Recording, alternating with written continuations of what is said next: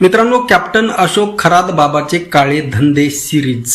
एकदा एक उद्योगपती बाबाकडे आला. त्याच वेळी एक सुंदर तरुणी बाबाच्या समोर बसली होती.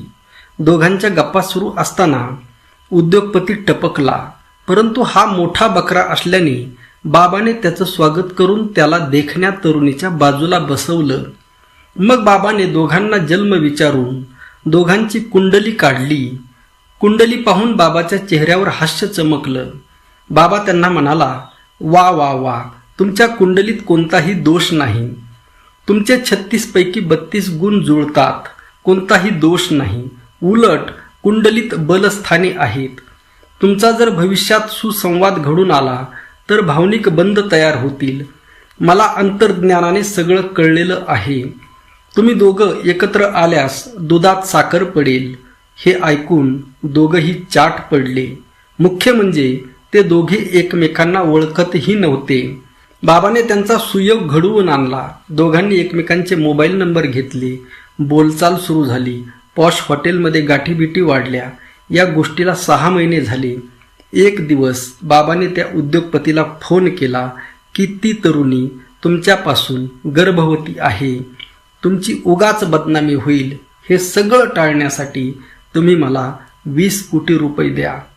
उद्योगपतीने पायावर कुऱ्हाड मारून घेतली होती. नाईलाजाने त्याने बाबाला 20 कोटी दिले. बाबाने त्या तरुणीला त्यातला खडकू सुद्धा दिला नाही.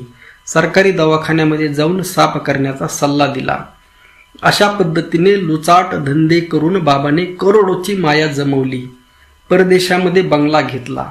प्रश्न असा आहे की सुंदर महिला त्याने फसवल्या कशा? भारतात बहुसंख्य महिलांची मानसिकता सारखी आहे. देवधर्म, भविष्य यासारख्या कर्मकांडाला त्या लवकर बळी पडतात. प्रत्येक महिलेला काहीतरी समस्या असते. समस्या घेऊन ती बाबाकडे जाते. बाबा कोणीतरी दिव्य पुरुष आहे अशी तिची आधीच धारणा झालेली असते. मग बाबा पलट्या मारतो. बाई भुलत जाते. पहिल्या वेळी तो अतिप्रसंग करत नाही. तिला 2-4दा यायला सांगतो. मग तिची मानसिकता ओळखून तिला जाळ्यामध्ये ओढतो. पेढा देऊन गुंगीचं औषध खाऊ घालतो आणि मग झालेला प्रकार तुझ्या फायद्याचा आहे. मी कृष्ण आणि तू राधा आहेस. कुणाला सांगू नको. सांगितलं तर तुझ्या पतीच्या जीवाला धोका आहे अशी धमकी देऊन तो तिचे तोंड गप्प करायचा. हे सगळं खतरनाक आहे. चाकणकर बाईला सगळं ठाऊक आहे. ती म्हणते मला काहीच ठाऊक नाही, कारण बाबाच्या अनेक जमिनीच्या सातबाऱ्यावर तिचं नाव आहे.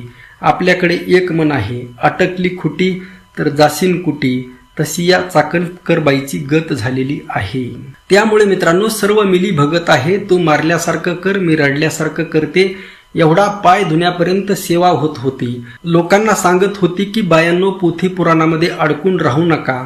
आपलं भलं कशामध्ये आहे हे समजायला पाहिजे. आणि ही बाई महिला आयोगाची अध्यक्ष आहे.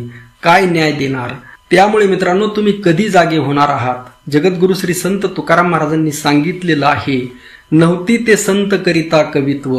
कोणी कवित्व करतो म्हणून संत होत नाही, किंवा कोणी संतांचा मुलगा आहे, नातेवाईक आहे म्हणून संत होत नाही. संतांचे ते आप्त नव्हती संत. येते नाही वेश सरते आडनावे.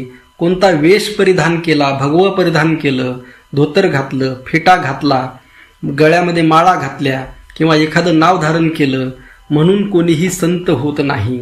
येथे नाही वेश सरते आडनावे. निवडे घावडाव व्हावा अंगी. नव्हती ते संत धरिता भोपळा. पांघरती वाकळा प्रावरण. नव्हती ते संत करिता कीर्तन. सांगता पुराणे नव्हती संत. कोणी पुराणिक आहे, कोणी कीर्तन करणार आहे, कोणी एखादा साधू आहे, भोपळा धारण करणार आहे, किंवा त्याने ते सोंग घेतलेलं आहे म्हणून तो संत होत नाही. नव्हती ते संत वेदाच्या पठणे. कोणी वेदाचं पठण करतो, सगळे वेद पाठ केलेत म्हणून तो संत होत नाही. कर्म आचरणे नव्हती संत. लक्षात ठेवा, जो कर्मकांडामध्ये अडकलेला आहे तो सुद्धा कोणीही संत नसतो. नव्हती ते संत करिता तप तीर्थाटने. एखाद्या माणसाने भरपूर तप केलेलं आहे किंवा तीर्थाटन केलेलं आहे, सगळ्या तीर्थांचं दर्शन घेतलेलं आहे म्हणून तो संत होत नाही. सेविलिया वन नव्हती संत. एखादा वनामध्ये गेलेला आहे, तप करून आलेला आहे, साधना केलेली आहे म्हणून संत होत नाही. नव्हती ते संत माळा मुद्रांच्या भूषणे. भस्म उधळणे नव्हती संत. लक्षात ठेवा, भस्म लावल्याने कोणी संत होत नाही. माळामुद्रांच्या भूषणाने कोणी संत होत नाही. तुका म्हणे नाही निरसला देह अवघे हे संसारिक.